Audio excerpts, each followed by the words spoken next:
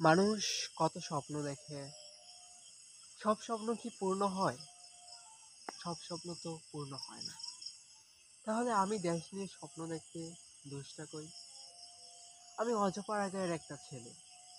আমি বাংলাদেশ নিয়ে অনেক পরিকল্পনা করি, অনেক স্বপ্ন দেখি। আমি জানি আমার স্বপ্নগুলো অবাস্তব। আমার পরিকল্পনাগুলো হয়তো কখনোই পূর্ণতা পাবে না। আমার প্ল্যানিংগুলো হয়তো কখনো সেইভাবে বাস্তব রূপ ধারণ করবে না। প্রতিটা কথা শেয়ার করব আপনাদের সাথে, সেগুলো হয়তো বেশিরভাগ মানুষ হাসির ছলে উড়িয়ে দিবেন, বলবেন এগুলো পাগলামি ছাড়া আর কিছু নয়। রাষ্ট্র কি এত সহজ? অজপাড়া গাঁয়ের একটা ছেলে, তুমি কি বা করতে পারবে? না আছে তোমার রাজনৈতিক ব্যাকগ্রাউন্ড, না আছে তোমার পিছনে কোনো শক্তি। তবুও আমি স্বপ্ন দেখে যাই, যদি কিছু হয়, যদি কিছু করতে পারি।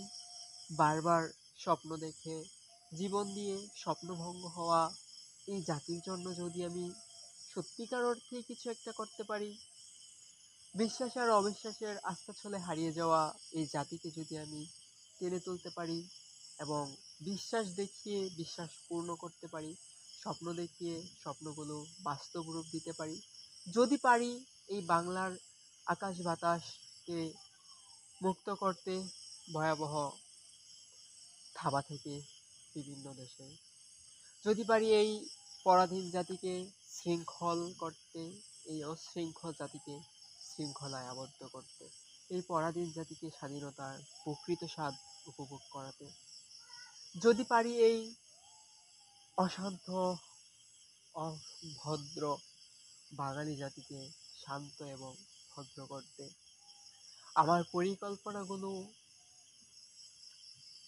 আকাশ সমান, কিন্তু আমার অবস্থান খুবই নগণ্য। আমার কোনো রাজনৈতিক ব্যাকগ্রাউন্ড নেই, আমাকে সাপোর্ট দেওয়ার মতো আল্লাহ ছাড়া দ্বিতীয় কেউ নেই। আমি অনেক সুন্দর সুন্দর পরিকল্পনা করি এই রাষ্ট্রকে নিয়ে, কিন্তু এই রাষ্ট্র কি আমার পরিকল্পনার কোনো মূল্য দেয়? আমি তো কম কিছু শেয়ার করিনি। এই ছোট্ট বয়সে কত সুন্দর সুন্দর কত বাস্তবধর্মী পরিকল্পনা তুলে ধরেছি, কোনোটাই তো কেউ আদৌ আমলে নেয়নি, আমাকে কেউ গুরুত্ব দেয় না। এই যে বৈষম্য বিরোধী ছাত্র আন্দোলন বা জুলাই বিপ্লব, কি পরিমাণ মানুষ আহত হলো, প্রাণ হারালো। আমি একটা গঠনমূলক পুনর্বাসন সিস্টেম দিয়েছিলাম, আমাকে কেউ পাত্তা দেয়নি। বাংলাদেশের বন্যা নিয়ন্ত্রণের জন্য আমি আমার পরিকল্পনা, বাস্তবধর্মী চিন্তা চেতনাগুলোকে তুলে ধরেছিলাম, কেউ আমলে নেয়নি। স্বপ্ন দেখি, পরিকল্পনা সাজাই, যখন সেটা গুরুত্বপূর্ণ মানুষদের কাছে উপস্থাপন করি, তখন তারা আমাকে হাতের টিস্যুর মতো ডাস্টবিনে ছুঁড়ে ফেলে দেয়। এই বিষয়গুলো অনেক কষ্ট লাগে। কষ্টগুলো জমতে জমতে পাথর হয়ে গেছে, সেই পাথর থেকে এখন নতুন স্বপ্ন গজিয়েছে। মরে যাওয়া গাছে যখন পাতা জন্মায়, তখন সে আকাশ ছাড়িয়ে যেতে চায়। আমিও ঠিক তেমন। আমার অনেক স্বপ্ন, অনেক কিছু ধূলিসাৎ হয়ে গেছে। আমি এখন বাংলাদেশকে নিয়ে নতুনভাবে সাজাতে চাই। আমি চাই আপনাদের দোয়া, আপনাদের ভালোবাসা, আল্লাহর রহমত এবং আল্লাহ যদি আমাকে নেতৃত্বের মতো মহান দায়িত্বকে আমানত হিসেবে দেয়, তাহলে আমি এই স্বপ্নভঙ্গ জাতিকে স্বপ্ন পূরণ করাবো, এই পরাধীন জাতিকে স্বাধীনতার আসল স্বাদ উপভোগ করাবো। রাস্তাঘাটে ভয়ে ভীতু হয়ে বের হওয়া জাতিকে আমি মুক্ত বাতাসে চলতে শেখাবো। আমি জানি আমি অজপাড়া গাঁয়ের ছেলে, হয়তো আমি খুব বেশি কিছু করতে পারবো না, কিন্তু আমি আমার প্রতিটা পরিকল্পনা আপনাদের মাঝে উপস্থাপন করে দেব। হয়তো বাস্তব হবে না, হয়তো বাস্তব হবে, কিন্তু আমার কথাগুলো রয়ে যাবে আপনাদের মাঝে। পরবর্তীতে যখন কেউ আসবে, আমি হেরে গেলে সে আমার দেখানো পথে চলবে। আমি হারবো না, হয় আমি জিতবো, নয় আমি শিখব।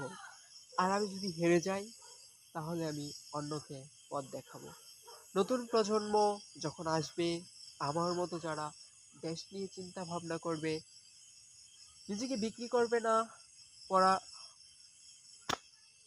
দিল্লি পিন্ডি কিংবা ওয়াশিংটনের কাছে মাথা নত করবে না, তারা আমার অনুকরণ করবে, আমার দেখানো পরিকল্পনাগুলো বাস্তবায়নের দিকে এগিয়ে যাবে এবং এই ভূখণ্ডের অবহেলিত মুসলিম বাংলাভাষী অবহেলিত মুসলিম জাতি এবং অবহেলিত বাংলাভাষী মুসলিম জাতিকে সত্যিকার অর্থে স্বাধীনতার আসল স্বাদটা উপভোগ করাবে। আমি জানি না আমি পারবো কিনা, তবে আমি আমার চেষ্টা চালিয়ে যাব।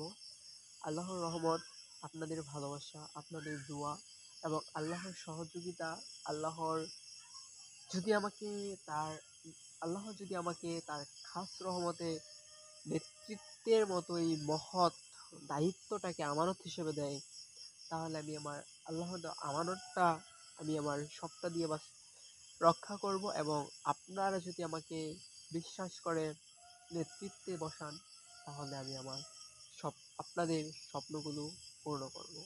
বাংলাদেশকে নতুনভাবে সাজাবো, এক নতুন বাংলাদেশ উপহার দেব। আমার স্লোগান হবে কৃষক শ্রমিক জনতা, দেশ গড়িবে একতা। এই দেশ আমার দেশ, ন্যায্যতার বাংলাদেশ। নারায় তাকবীর, আল্লাহু আকবার।